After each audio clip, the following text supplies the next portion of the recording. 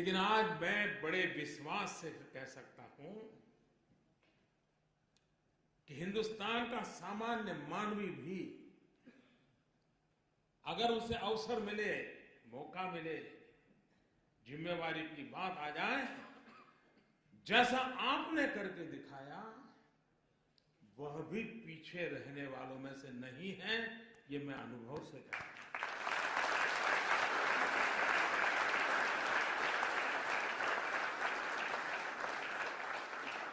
अभी अभी का मेरा ताजा अनुभव है।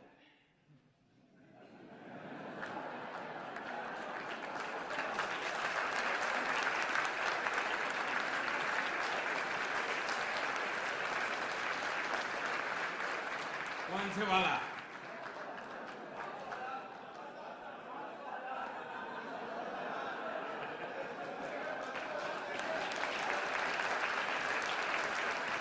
आपको भी पता है कि अचानक 8 तारीख को रात को 8 बजे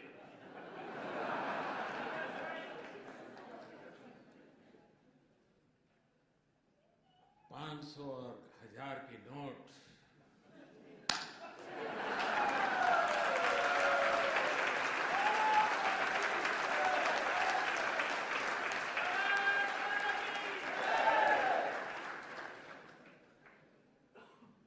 मैं 125 करोड़ देशवासियों को नमन करता हूं, सलाम करता हूं।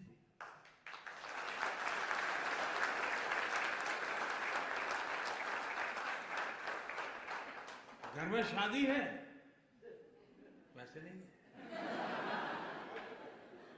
मां बीमार है, 1000 के नोटों का थप्पा है, लेकिन मुश्किल है। इन सब के बावजूद भी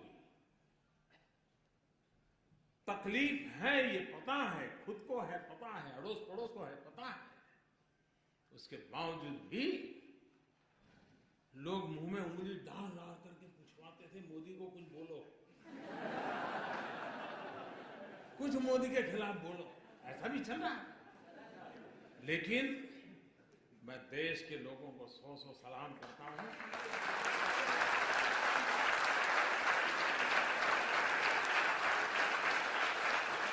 कोई 4 घंटे लाइन में खड़ा रहा, कोई 6 घंटे खड़ा रहा, लेकिन तकलीफ झेली, लेकिन देश के हित में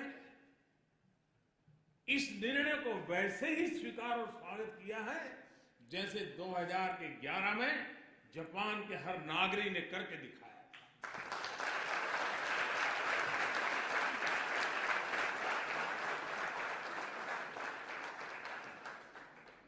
कुछ स्थान पर तो लोग 5-5 घंटे खड़े थे और अचानक एटीएम काम करना बंद कर दिया,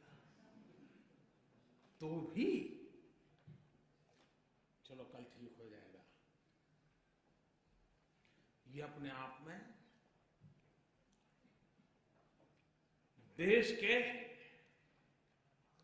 उज्जवल भविष्य की निशानी है, उज्जवल भविष्य की निशानी है। ये ठीक है कि पाप करने वालों की संख्या कोई ज्यादा नहीं होगी, 1 लाख, 2 लाख, 5 लाख लोग होंगे। मुसीबत 125 करोड़ को हो रही है, लेकिन फिर भी 125 करोड़ को लगता है कि अगर इतना सा झेलने के बाद, और आपने देखा होगा, अब तो व्हाट्सएप पर सब आता होगा, पहले गंगा में कोई चवन्नी नहीं डालता था,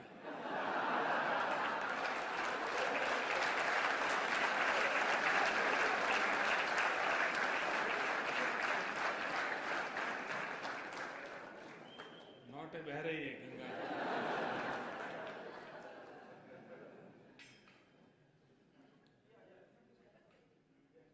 आप मुझे बताइए,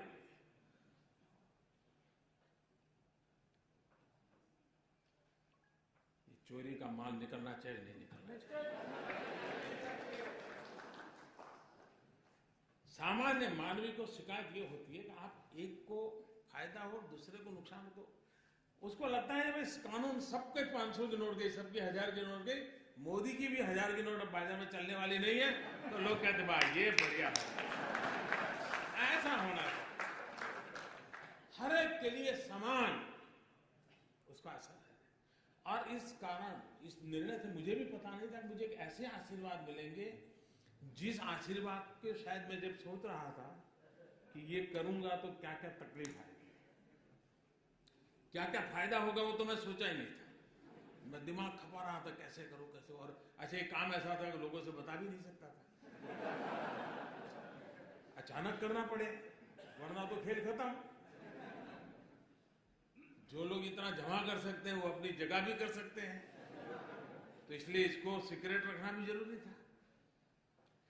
तो मैं सोच रहा था ये तकलीफ होगी, ये तकलीफ होगी, ये मुश्किल होगा।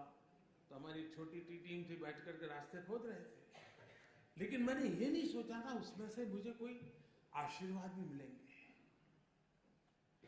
जब लोगों को पता चला कि किसी गृहिणी के, कि हर महिला सब्जी लेने जाती थोड़ा बचा लेती है, साड़ी के पल्लू में बांध के रखती है, घर में सब खाली हुआ, मुसीबत है वो निकाल के दे देगी, लो जाओ जाओ ले जाओ। हमारे देश में महिला कुछ न कुछ बचा के रखती है, और ईमानदारी का होता है, कोई बेईमानी का पैसा नहीं होता है। जब हमने कह दिया कि अगर किसी गृहिणी का 2.5 लाख रुपया अगर वो बैंक में जमा कर देगी तो सरकार उसको नहीं पूछेगी कि ये 2.5 लाख रुपए कहां से आए थे।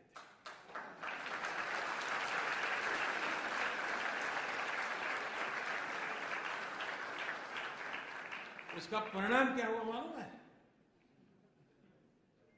कई बेटे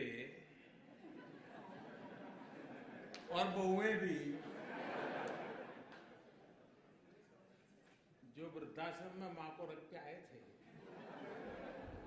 उन्होंने 2.5 लाख रुपए जमा करा दिया मां के खाते में।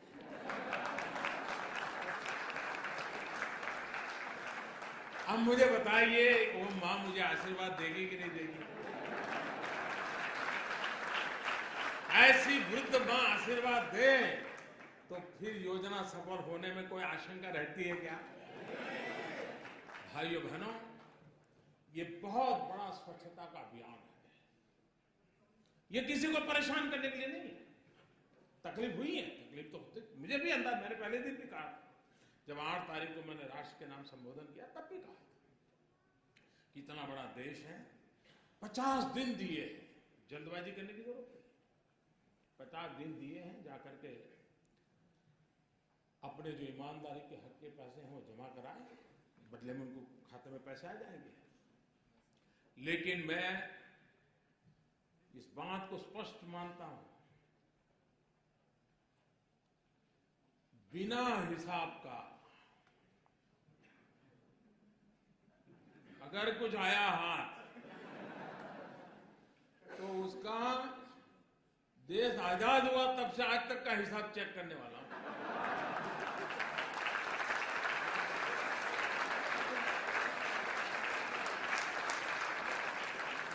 जितने लोगों को नए लाना पड़ेगा ला करके भी इस काम में लगाऊंगा। हाँ, ईमानदारी का है, उसका जय जयकार, उसको कोई प्रॉब्लम नहीं हमारे। लेकिन इस प्रकार से किसी ने जमा किया और वो सोचता होगा कि आज बैंक में रख दूंगा फिर देख लूंगा, कोई बचने वाला नहीं है। और जो लोग मुझे जानते हैं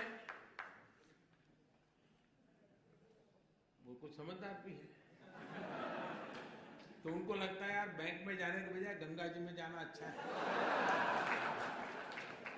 पैसे मिले या न मिले, पुण्य तो मिल जाएगा। और इसलिए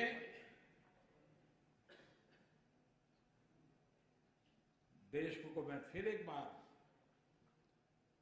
आज पहुंचते ही फिर से भी मैं लोगों को बार बार कहने वाला, ईमानदार लोगों की रक्षा करने के लिए मेरी सरकार सब कुछ करेगी, और बेईमानों को तो हिसाब चुकता होके ही रहेगा।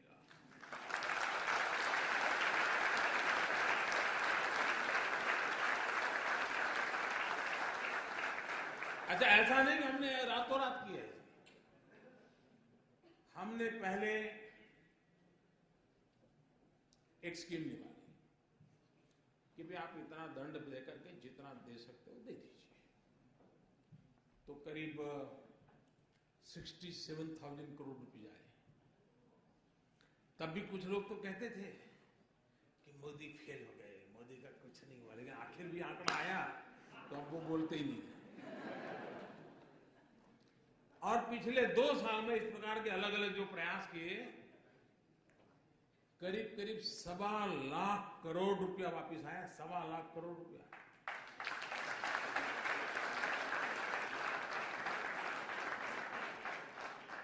तो मौका दिया था, ऐसा नहीं कि नहीं दिया था, लेकिन फिर भी अगर आपको लगता है कि ये वैसे ही है पहले जैसे थे, तो फिर गलती मेरी नहीं है।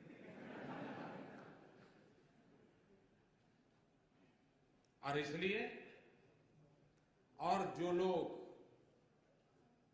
अब 30 दिसंबर तक उनके पास समय है, और 30 दिसंबर तक कोई तकलीफ के बिना सारा कारोबार, हाँ जल्दबाजी करेंगे तो थोड़ी तकलीफ हो सकती है, लेकिन 30 दिसंबर तक कोई मुश्किल नहीं होगा। 125 करोड़ देशवासियों का उनके हक की चीजें मिल जाएंगी। लेकिन कुछ लोग सोचते होंगे कि 30 दिसंबर के बाद, तो मैं आज फिर से यहां ऐलान करना चाहूंगा कि ये स्कीम पूरी होने के बाद दूसरा कुछ आपको ठिकाने लगाने के लिए नहीं आएगा, इसकी गारंटी नहीं है।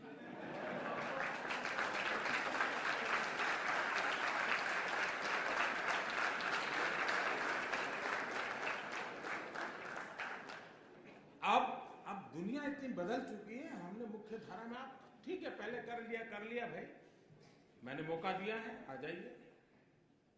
नहीं आना है तो आप जानो, आपका नसीब जाने, और आपका नसीब नहीं, आपके बेटों का नसीब की चिंता करो।